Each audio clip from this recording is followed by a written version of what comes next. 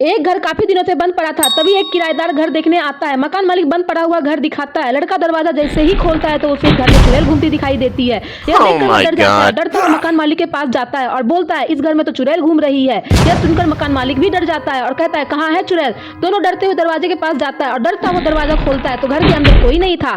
तभी मकान मालिक बोला, यहाँ तो कोई नहीं है, वह तुम्हारा भ्रम होगा। लड़का यह सुनकर राहत की सांस लेता है और घर के अंदर रहने चला जाता है। वह थके होने के कारण बिना कुछ खाए पिए ही सो जाता है। आधी रात को उसकी नींद खुलती है तो उसे भूख लगी होती है। वह किचन में कुछ बनाने को जाता है। तभी उसे लगता है कोई उसके बाजू में खड़ा है। वह डरता हुआ अपने बाजू में जैसे ही देखता है तो एक चुड़ैल खड़ी थी। वह डर जाता है। चुड़ैल बोली, ये मेरा घर है, तुम यहाँ क्यों आए हो? मैं यहाँ अपने परिवार के साथ रहती थी। तभी लड़का पूछता है, तुम्हारा परिवार कहाँ है और तुम्हारी मौत कैसे हुई? तब चुड़ैल अपनी कहानी सुनाती है। अगर आपको मेरी पूरी कहानी सुननी है तो कमेंट में पार्ट 2 जरूर लिखें। परिवार अपने घर में हंसी खुशी साथ रहते थे। उसी घर के बाजू वाले घर में उसका एक पड़ोसी रहता था।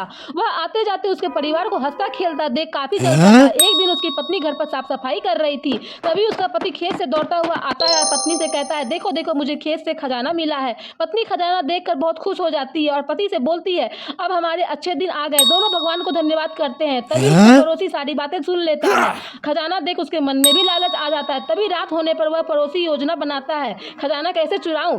तभी सबके सो जाने के बाद पड़ोसी खिड़की से अंदर आता है और सोए हुए पूरे परिवार को मार देता है और खजाने के साथ उनका घर भी हड़प लेता है। चुड़ैल से पूरी कहानी सुनकर किराएदार की आंखों में आंसू आ जाता है और कहता है, मैं तुम्हें इंसाफ जरूर दिलाऊंगा। वह मकान मालिक के घर से खून वाली चाकू ढूंढकर पुलिस को सारी बात बता देता है। पुलिस मालिक को पकड़कर जेल भेज देती है। चुड़ैल यह देखकर खुश हो जाती है और खुशी खुशी घर किराएदार को देखकर उसके परिवार के साथ चली जाती है।